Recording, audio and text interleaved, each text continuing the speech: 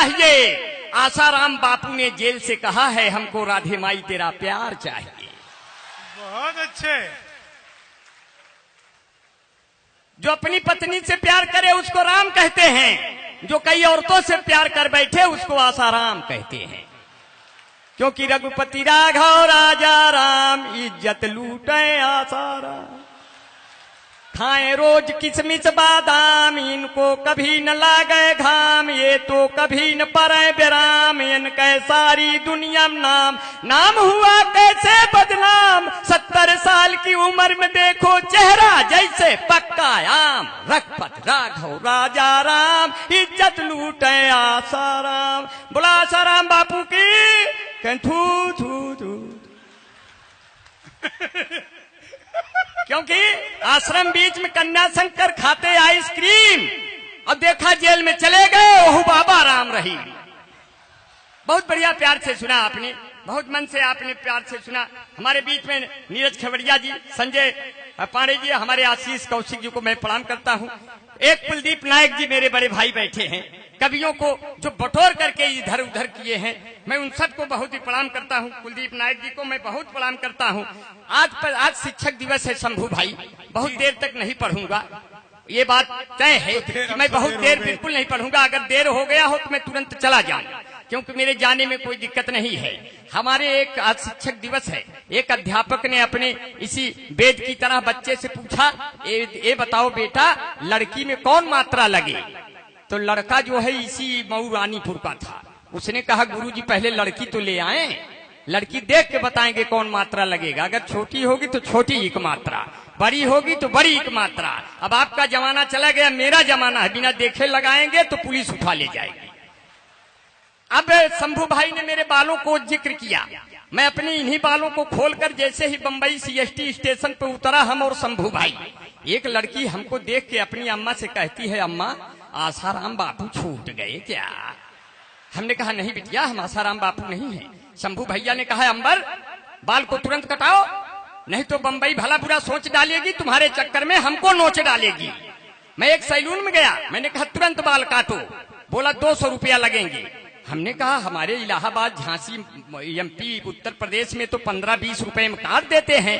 इतने में एक जापान वाला बैठा था, उसने कहा हमारे यहाँ इतने बड़े बाल का 70,000 लेते हैं। हमने कहा तुम्हारा देश इतना पिछड़ा हुआ है, हमारे इंडिया में 1,500-2,000 दे दो, पूरा गर्दनें उड़ाएंगे। बहुत अच्छे। कभी हालात ऐसे भी हो जाते हैं। हमें पाकिस्तान से खतरा नहीं है, हमें खतरा यही है। एक आदमी ने कहा आतंकवाद आ रहा है, दूसरे आदमी ने कहा उग्रवाद आ रहा है, तीसरे आदमी ने कहा अलगाववाद आ रहा है, चौथे आदमी ने कहा समाजवाद आ रहा है। हमने कहा तुम चारों उतर जाओ, अब इलाहाबाद आ रहा है।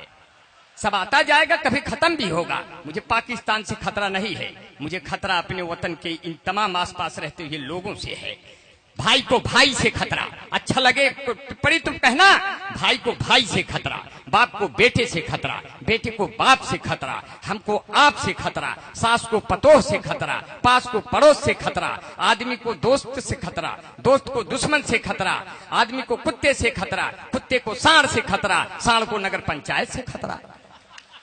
तब कहते हैं अमर भाई, चाहे जाकर चीन में देखो या देखो जापान में, जितना चोर मवाली घूमे आपके पाकिस्तान में, उतना ही हरामी खेले जुआ बैठ दलान में। लंठों की कोई कमी नहीं है अपने हिंदुस्तान में, लंठों की कोई कमी नहीं है अपने हिंदुस्तान में। क्यों जाए हम चीन और रसिया, क्यों जाए ईरान में, बिना बुलाए मोदी जी क्यों जाते पाकिस्तान में, ढूंढ नहीं क्यों लेते जाकर दिल्ली राजस्थान में, एक भी बिगहा खेत नहीं है लेटे हैं खलिहान में। लंठों की कोई कमी नहीं है अपने हिंदुस्तान में। हिंदुस्तान जिंदाबाद, चलो सब लोग इलाहाबाद। वहां आजाद जी रहते हैं, इसलिए इलाहाबाद कहा मित्रों। कहें इसलिए कि नहीं कहते हैं कि जो है यही बात अब यहाँ हमेशा चर्चे में रहती है, हमेशा एक ही बात अब यहाँ चर्चे में रहती है। सियासत पहले थी छप्पर में, अब बंगले में रहती है। हकीकत से इसे वाकिफ नहीं होने दिया जाता। 85% पब्लिक इसी धोखे में रहती है। और नए और कीमती कपड़े तू पहनाता है बीबी को, कभी सोचा है तेरी माँ फटे कपड़े में रहती है? ये नौजवानों संस्कार भी होना चाहिए। तब अंबर भाई कहते हैं आस कविता की 4 पंक्तियां कि घर में मचाकर बवाल रखा है, बाप की दवाई हफ्तों से टाल रखा है, एक कुत्तों की परवरिश करता है ऐसी कमरों में, और बूढ़ी माई को घर से निकाल रखा है। लानत है ऐसी पीढ़ियों पर। जब पीढ़ियां शर्मिंदा हो तब भारत जिंदा होगा। तब इसलिए अंबर भाई कहते हैं कि आपका बड़ा प्यार, बड़ा दुलार मिला, बड़ा स्नेह मिला। इसलिए कहते हैं एक गाना आया था कि अखियों में सपना, सपने में सजना, सजना पे दिल आ गया, एलो बिजली का बिल आ गया, पहले इसको चुकाओ तब मोहब्बत में झंडा झुकाओ।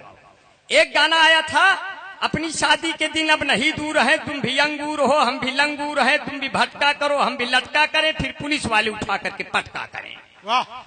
एक गाना आया था साजन मेरा उस पार है, मैंने कहा मैं जानता हूं क्यों उस पार है, उसके ऊपर 20,000 उधार है। एक गाना आया था जिंदगी की न टूटे लड़ी चाहे लुट जाए साइकिल घड़ी। एक गाना आया था अगर इस गाने को हम गाते तो ये गाना और हिट होता, मगर पिक्चर वालों के पास मेरा मोबाइल नंबर नहीं था। गाने के बोल थे दर्द दिलों के कम हो जाते, अगर ये गाना हम गाते तो इसके बोल यूं होते, गर तेरे बगल में हम हो जाते, तुम फुलझड़ी हम बम हो जाते। वाह। ये दगता तो दोनों खत्म हो जाते, पूरे सभी रस्म हो जाते, पिताजी जो गलती से छूते छूते ईमान भस्म हो जाते, यदि इस गाने को हम गाते पिक्चर वाले खत्म हो जाते। अब की लड़की ने हमको देखकर आखिरी गाना गाया, मेरे प्यार को तुम भुला तो न दोगे, तो हमने कहा कई साल तक तुम झूला तो न दोगे, अगर तुमसे मिलने तेरे घर में आऊं तो 10-12 गुंडे बुला तो न दोगे, अगर वास्ते तेरे खुशियां में ढूंढूं तो आशिकों से दामन धुला तो न दोगे, मेरे प्यार को तुम भुला तो न दोगे। इससे लगा कि हम लता मंगेशकर की तरह कोई गा रहा है, मोहम्मद रफी धीरे धीरे अंदर आ रहा है।